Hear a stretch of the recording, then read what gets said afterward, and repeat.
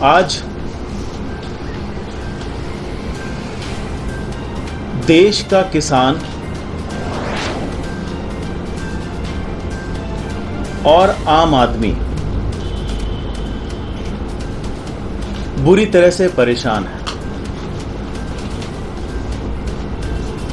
समस्याओं पे समस्याएं उसके ऊपर डाली जा रही हैं।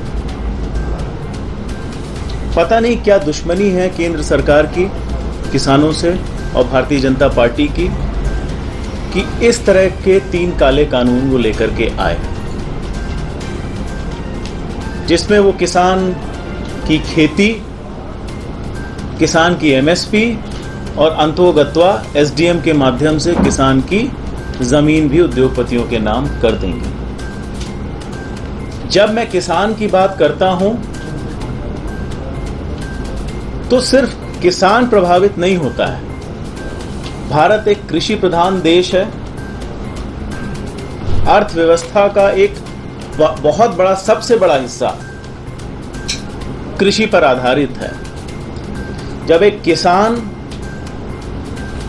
पीड़ित होता है, उसकी आय में कमी होती है, उसकी जमीन जाती है, तो उसकी खेत में काम करने वाले मजदूर की भी आय और रोजी रोटी पे उसका प्रभाव पड़ता है। बिल पर्याप्त नहीं थे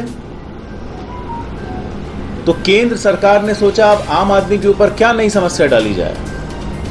पता नहीं आगे की क्या रणनीति है, कौन कौन सी तेल की कंपनियां ये अदानी और अंबानी को देने वाले हैं। उन्होंने बोला आप कुछ मत करिए, हम अभी से रेट ऐसा बढ़ा देते हैं, 100 से 200 रुपए कर देंगे कि आपको कुछ करने की आवश्यकता नहीं है, आप बस बना बनाया बिजनेस ले लीजिएगा। पीड़ित किसान और ज्यादा पीड़ित किया जा रहा है महंगाई के कारण, और इस महंगाई से आम आदमी, छोटे व्यापारी, गृहिणियां, छात्र, कोई ऐसा तबका नहीं है जो इस समय इसके द्वारा पीड़ित महंगाई से नहीं है। जब तेल के दाम बढ़ते हैं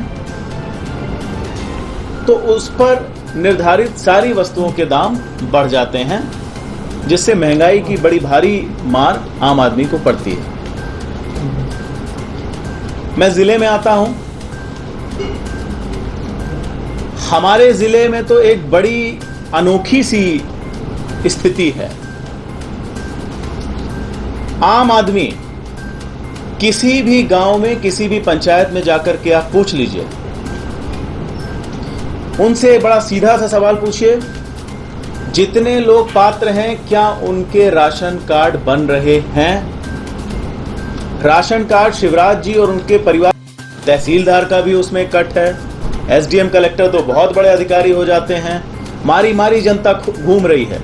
और अब थोड़ी गर्मी के बाद पेयजल संकट भी आ गया है, कोई सुनने को तैयार नहीं है। प्रशासन मदमस्त है।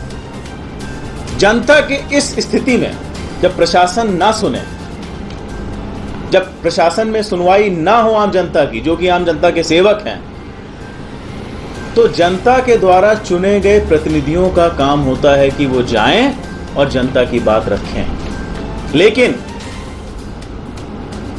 जनप्रतिनिधि तो सत्ता के मद में मस्त हैं। 8 विधायक और सांसद ना ये लोगों के पास जाते हैं, ना ये अपने लोगों की बात सुनना चाहते हैं, क्योंकि जनता इनको वोट दे या ना दे, ये तो खरीद फरोख्त करके सरकार बना ही लेंगे। एक बड़ी महत्वपूर्ण बात मैं आपके माध्यम से अपने विंध्य को और जिले को बता देना चाहता हूं कि जो काले कानून ये 3 आए हैं, इसमें जितनी मोहर नरेंद्र मोदी जी की है, उतनी ही मोहर जनार्दन मिश्रा जी ने भी इसमें लगाई है, क्योंकि वो भी एक संसद के सदस्य हैं। उतने ही कलम में दम है जितना नरेंद्र मोदी जी के, और इन सब ने मिलकर काला कानून पारित किया है। इसलिए जनप्रतिनिधि भारतीय जनता पार्टी के इससे बच नहीं सकते हैं। इस पे उनको बात करनी पड़ेगी, और किसान का जो आंदोलन चल रहा है इससे वो बच नहीं सकते हैं। हमारी कांग्रेस पार्टी के सभी वरिष्ठ जनों की एक मीटिंग हुई थी 16 फरवरी को। उसमें कुछ प्रस्ताव पारित हुए हैं। पार्टी ने डिसाइड किया है, पार्टी के वरिष्ठ नेताओं ने डिसाइड किया है कि हमें एक जिला स्तरीय बड़ा कार्यक्रम करना चाहिए। उस प्रस्ताव के बारे में और आगे की जानकारी आदरणीय शर्मा जी